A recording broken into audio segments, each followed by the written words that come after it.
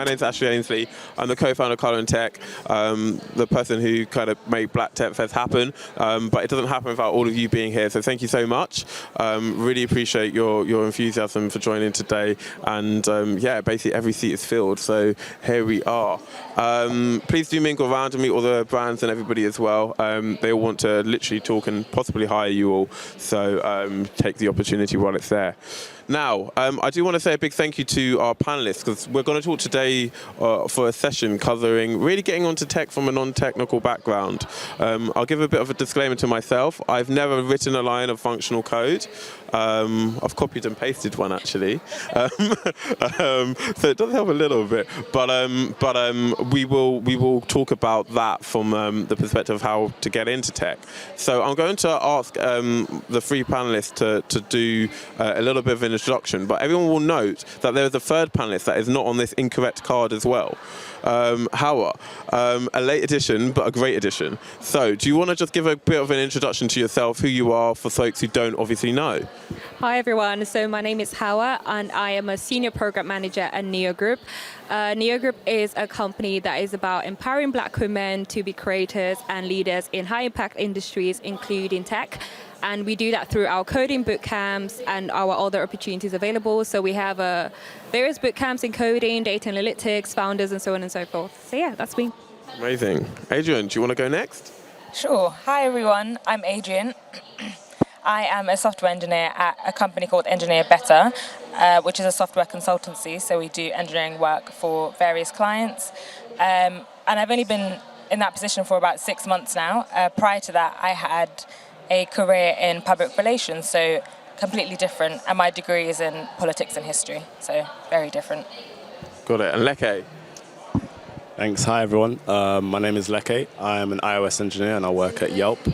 I got into coding about 6 years ago when I did a programming bootcamp at Makers, which is a coding bootcamp here in London.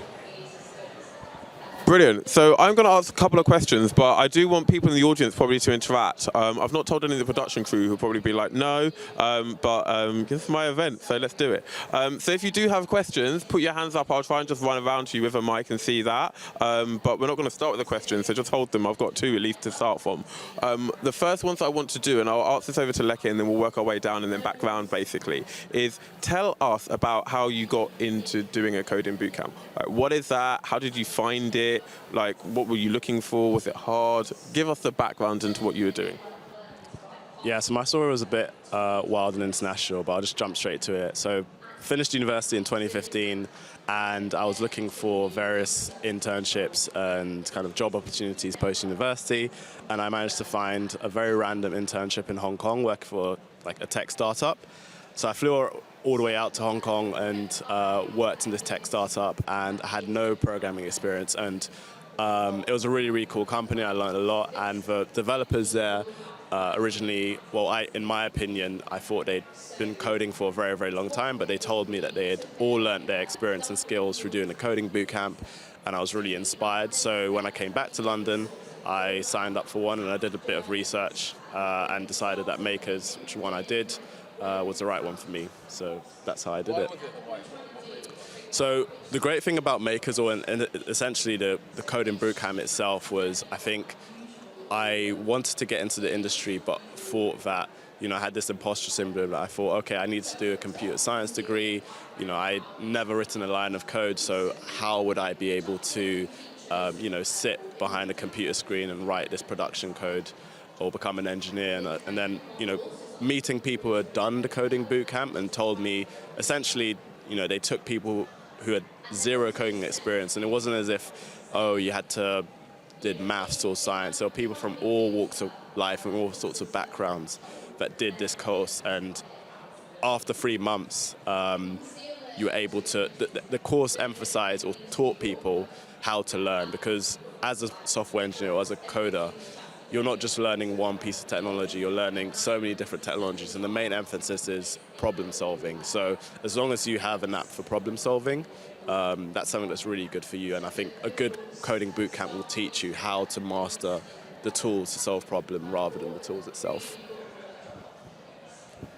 Cool. So my journey into becoming a software engineer probably started about a year and a bit ago, so it's very recent. So I used to work in public relations, and what I did was work with tech and lifestyle companies to kind of promote their companies, what they were doing, how they were helping people. So working with tech companies to kind of tell their stories. And seeing that and speaking to like the CEOs, speaking to some of the engineers, I thought, this sounds very exciting, and I want to be a part of this, not just telling the story, but an actual part of making the product. So after that, I think it was during lockdown, I felt like I had a bit more time after work to kind of look into things. So I would just watch loads of YouTube videos about how to get into coding, how to switch careers, and like, is it viable to do it within a three-month time span. And so I signed up for loads of newsletters from loads of boot camps. And I also signed up for newsletters from Coding Black Females as well, which is an organization that helps women get into tech. And I saw that they were actually funding a scholarship with makers. So we did the same boot camp. So usually a coding boot camp costs around 9K for about 3 months, which is very expensive. But with Coding Black Females, they were offering fully funded scholarships for people. So around a year and a half ago, I applied to that scholarship, which allowed me to then leave my job and like pursue coding as a full-time career, which was great. And then I finished that program about, I think it was November last year. And after that, applying for jobs, and I started my job in April. So it's very fresh so far, but it seems to be going okay. So similar to Ashley, I've actually never written a line of code in my entire life. But I think I'll talk more a bit about what it's like making that career change by doing a bootcamp. So the coding bootcamp we do at Neo Group is in collaboration with Coding Black Females, and it's called Black Coder. And essentially our program is a 30-week bootcamp, and it's fully funded, it's free. We say it's fully funded because there is someone paying for it, but it's just not the learners who are paying for it. And essentially we take people from they've never written a line of code before to being full stack developers in 6 months. And kind of what that experience is like is you apply for the program, you do a coding test, but it's not necessarily like, it's not really a hard test, but what we do find is a lot of people don't even attempt that test because they think, oh, I've never written code before, so I'm not going to pass this, I'm not going to try at all. But then interestingly, what we find is over 50% of people who do the test actually pass it. So we do that, and then you have an interview with us, and then if you're successful, you're then enrolled on the bootcamp. So that's what it's like for us, and we're not recruiting at the moment, but there is a register of interest form that you can sign up for when we start to. Got it. So then my next question, I suppose for Adrian and Leke done coding boot camps, what are some of the things that you would look for or warn against or tell people that they need to think about before, during and after doing one? I'll start with Adrian and then I'll ask Leke. Cool. So I think one of the things to look for when doing a boot camp is what they're kind of promising you. So a lot of the marketing would say like, oh, the boot camp is 3 months, and you can kind of go from no experience to a job within 3 months. But having looked at doing research, lots of YouTube, and also looking into alumni's LinkedIn profiles, I kind of looked at the time scale. Like, it's not realistically 3 months. It'd be 3 months of learning and then maybe another 3 months of job hunting. So kind of look at that time span and work out whether you have to work during that period, whether you still have to pay rent during that period, because stuff like that because it's a full-time course as well. So just trying to work out how long you can kind of take that break to be able to study full-time. I'd say that's like a massive thing. I would also say look at what the bootcamp offers. So a lot of the technology doesn't relate to my current role. Like, a lot of the stuff I learned technology-wise doesn't relate to my role. But they gave me a lot of skills in terms of debugging, problem solving, pair programming, communication, which then nicely translated into my role. So I think that's important to look for, what kind of soft skills they give you, as well as some of the tech. The third thing I would say to look out for is if they have a pipeline from the bootcamp to a job.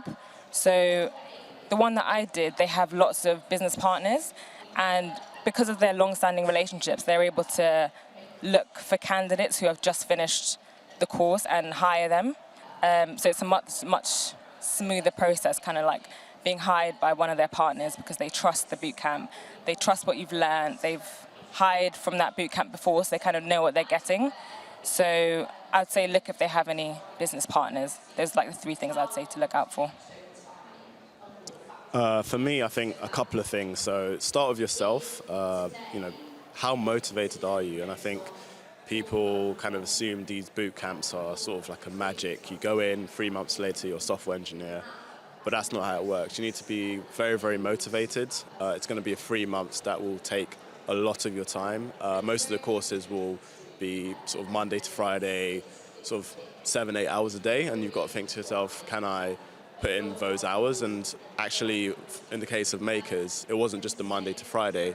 There were weekend challenges as well. So I would spend like 8 or 9 hours of each day of the weekend. So let's say 18 hours of my weekend doing the coding challenge. So I didn't have a social life, essentially. So you've got to think to yourself, am I prepared to go the distance? Can I afford to give this my full commitment? Because if you go in half-heartedly, I think, you'll be doing yourself, first of all, injustice. You're paying, people mentioned that courses cost up to 9K. And also it's, you want to get the most out of it. So think about how motivated you are. Second thing, look at different options. So there are some that cost 9K, some are free, but you might have to do a test. So just try to research the different financial options. In my case, for Makers, mine cost 9K, but you could get a loan as well. So you only had to pay I think it was a 2K deposit. In terms of the courses itself, try and look at the content. What does the school focus on? Some schools focus on a language specifically. So they might say, oh, we're just going to teach you Ruby on Rails, or we're just going to teach you JavaScript, which is fine. But I think the most successful boot camps will actually not necessarily focus on the language itself specifically, but rather teaching you kind of the problem-solving skills and actually looking at not just learning a language, but doing projects as well. Because often when you go into an interview as a junior developer, they know that you haven't done this course for 3 months, but they would expect you to have at least done 1 or 2 projects. So look at an individual project, if the course has an individual project, but also a group project, because interviewers love to ask, as well as see your own coding kind of ability. They want to see how well does this person work in a team setting. So just try to look for those things as well. And Howard, sat on the other side of the table, where do people fall down in the application, the assessment process, and also the job hunting thing that happens afterwards? What do you see are the pitfalls that people have? I think going back to what Leke said about determination and having that awareness of what your motivations is very important. Tech is very sexy right now. It seems like it's everything that everyone wants to do, but I think what we do find is it does take a lot of hard work and a lot of commitment and a lot of diligence, especially if you're coming from a non-technical background. There is that requirement that you can do it, but you have to be willing to be determined and really focused to be able to do it. It can be a bit challenging and intense, and I'm not saying that to put anyone off, but just it's the reality of what I kind of see as part of my role. Is that having that awareness that it may not be smooth sailing, but that is what makes it even better when you get to the end of it. I think in terms of the job hunting, imposter syndrome is a very big one. It's something we see in a lot of our students where they feel like because, for instance, they've done a coding boot camp, they might not be able to compete with someone who's done 3 years of computer science, or they might feel like, well, I've only done a coding boot camp, I've never worked as a developer before, so I don't know if I'm going to be able to do the job. What we do find is that sometimes the big barrier is actually getting over that mental barrier to even think that actually I've done a boot camp, I know my stuff, I can actually get a job, and then supporting people to then apply for jobs and interview for jobs. So I would say for me, mindset is the big one, is a common pitfall I see people fall into. Number 2 is having a misunderstanding almost as to what it means to be a developer and expectations of the industry. The final one I would say is just understanding that there is that level of resilience involved as well, and this is just to do with any career path you're going to choose, in the sense that you might, for instance, on our course, when people get to like JavaScript and React is when it starts to get a bit funny, and that's where we see lots of people then leave the course. But then it's kind of like, this is hard right now because it is hard, but it's not always going to be hard. And it's interesting because we see our alumni come back 6 months later to teach on the course, and it's kind of like, I remember when you really struggled with JavaScript or React, but then a lot of people don't wait to get to that other side and they just give up, which can be really sad to see. So I say, yeah, resilience, having the right mindset, and just have a very honest understanding of what it's actually like to be a developer. Got it. So I did say, if anyone had any questions, to think about them, and potentially put your hands up. So, are there any questions in the audience? Oh, there are a few. Go on, feel brave. Just gentlemen, come up here. I'm not going to walk to you. You're going to have to come and take the mic. What's your question and who to? Well, it's for anyone, any three. But it's in terms of learning coding and stuff, not on a boot camp, but like say Udemy or something like that. Do you know what kind of? Because obviously you don't get a certification from that, but is that something that you guys have experienced in terms of people applying, just doing after that, or just teaching themselves basically, not just doing a boot camp, which is certified? Yeah. What's people's opinions on doing that? I think that's absolutely fine. If you want to use Udemy or free resources, I think that's fine. You'd probably learn, you still learn a lot. I think the key to that is being able to learn, but then put those skills into use by building a project. So if you have a GitHub account, I would say all the skills you've learned from Udemy or other resources, try and then build a project so you can actually talk people through it, talk about what you've learned, put it into practice. Also do some, you'll probably end up doing some debugging as well. So I think learning through a variety of resources is good, but as long as you can show that you can put it into like a practical project. Cool. Who's got another question? You're gonna have to make your way forward. Cheers. Hiya. So basically, sorry, I just wanted to ask in terms of like interview processes and like the right things to say to like sell yourself properly, because I've had the problem of like. Like my personal statement is attractive, I get it. Then the interview comes and then it's like, what am I doing wrong? Why am I not like? Am I not saying the right thing? Like, what is it? So broadly, interview tips, and especially, I suppose, if you're able to offer any insight into what the interviews were like post your programming boot camps when you've done them. Okay. Sure. So for like coding specifically, there are kind of two sides to the interview process. The first, the technical. So usually you'll get like a problem or some. I don't know if anyone's come across like Code Wars or HackerRank. So it's like kind of like a coding challenge, and usually what will happen is the interviewer will ask you to go through the problem, and usual tips are they want to see how you think. So good advice for that is to kind of think out loud and ask lots of clarification questions. I think a lot of people fall down where they just jump into kind of the solution straight away. But the idea is that you need to like tell your interviewer or show your interviewer what you're thinking. And I think not just for technical interviews, but all sorts of interviews, you've got to help your interviewer understand what your best skills are. And so you've got to put yourself in their mindset and like kind of spell out their questions. The other side, besides technical interviews, are kind of values interview. So usually the interviewer will want to show, or they want you to demonstrate a time when you've shown a particular skill, like leadership or teamwork or resilience. And there are lots of resources online, but usually they have like a STAR approach, which stands for situation, task, action, and result. And this is like, it sounds so simple, but it's people get it wrong a lot of the time. So basically you want to describe a situation, say what you did, say what the result of that was, and basically the idea is to show your interviewer what impact you made personally. The STAR approach is really, really key. So think of, when you're going to interview, think of examples from your past experience. You don't have to be in a job, but just show examples of a certain type of skills and make sure you're able to verbally communicate how you demonstrated a particular skill. Sorry, I just wanted to add something about interviews in that. So one thing I realized with interviews is when I'm interviewing someone, I want that person to succeed. Like I never interview someone thinking, oh, I don't want to hire this person or I don't want this person to come on the boot camp. Most of the time, I want that person to. And I realized that for lots of other people who interview, they say the same thing. Like you're usually rooting for the other person. So I would say when you go into an interview, going with that energy of like, this person wants to hire me. I just need to give them a reason to say yes. And when you're going with that energy, you're going in already feeling confident, you're already feeling assured. And that is what an interviewer wants to see. They want to see someone that they can trust to get the job done. They want to see someone who, from that 45 to an hour, they can tell that that person is a good thinker, would be a cultural fit. It's a very short time to make that judgment. So you have to give them as many reasons as to why. And it doesn't mean you have to be arrogant. It doesn't mean you have to lie.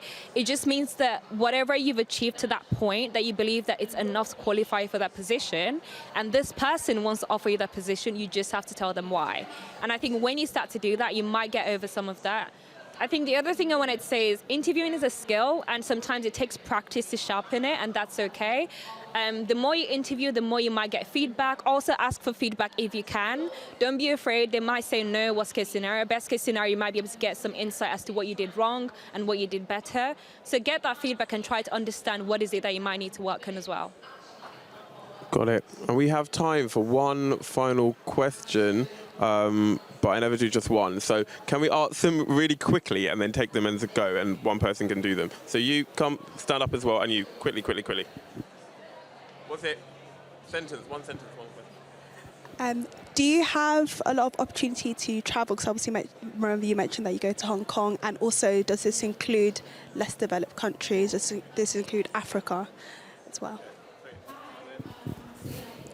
So as some of you guys come from tech backgrounds, I just want to ask, what transferable skills have you seen from other industries cross over into the tech? Thank you very much. I just wanted to ask about what do you think made the biggest difference in your job hunt post your bootcamp? Like, what do you really think helped you get that job? Right, so Leke, you can do the travel. How well you can do the transferable skills, and Adrian, you can do the what made the biggest difference? So I haven't done that much traveling like for work specifically, but sometimes, for example, if you work for an international company, there might be opportunities for you to, so for Yelp, for example, their head office is in San Francisco, but they have offices in London and in Germany. So because of COVID, there hasn't been that much travel, but the idea is that sort of when it gets safe to do so, teams would be allowed to kind of travel either like from London to Germany or perhaps in the US, kind of travel like that. If regard to less developed countries, I haven't like personally experienced that or come across that yet in my career. It's a bit more relevant if you work for a remote-first company. Again, check the policies out there. Some companies, I think Buffer's one that famously doesn't really have an office. I know one of our virtual sponsors as well, GoDaddy. Check them out in the virtual booth. They are totally distributed as well, and they're a tech company, so you can pretty much work where you like to as well. How? In terms of transferable skills, so I think if you're coming from a non-technical background, a good place to start is to do skills analysis or / gap analysis, and I think that's essentially looking at where you're at right now, what skills do you have, and what ones do you not have that you're looking to get. I think that's a good place to start to really start to understand where you're at. Ones I could think about is project management is a really good one that you might need working in the tech industry. There's the softer skills like being able to work with other people, being able to communicate really well, being able to lead. That includes like self-leadership, but also potentially other people. Being able to take initiative, that's a very big one as well. So those are some of the softer skills that I think regardless of what job you do, you're probably going to need them. In terms of transferable technical skills, yeah, like I said, project management, yeah, those are some of the ones that come to mind. Got it. And Adrian, biggest thing that's made a difference?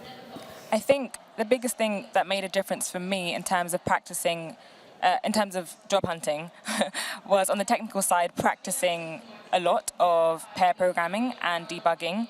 And one thing I learned was something called rubber duck debugging. It's where you're going through code, you're writing the code line by line, and you also have a rubber duck next to your laptop. So everything you write, you are trying to explain to the rubber duck, which also helps you explain to the interviewer, like your thought process, why you're doing that. And then within that process, you kind of figure out stuff yourself. And even if you don't successfully complete the project, the problem, it helps them to kind of see your thought process and your thinking, because a lot of software engineering is just having problem after problem after problem and trying to solve it on the job. So they can kind of see that you have those skills. So I think practicing that made the biggest difference for my technical interviews and job hunting. Brilliant. Well, thank you so much. We're at time, but hopefully there will be more questions as well. I know some of the folks here on the panel will be hanging around. So before we just say thank you, I just want to give them a big clap and say thanks for the time. We actually do, on our next session, have a product manager who's working for Apple talking about personal brand building. So we haven't really spoken a bit about that, but obviously with relation to GitHub and stuff like that, that's what's going to happen next. So I'll welcome in on stage in a moment. So if you're interested in that, from someone who's literally, one of the best companies in the world when it comes to brand, do stay seated, and that session will happen. But if not, I'll say thank you to Howard, thank you to Adrian, thank you to Leke, and go and mingle and go Thorf. Cool. Thank you. Cheers.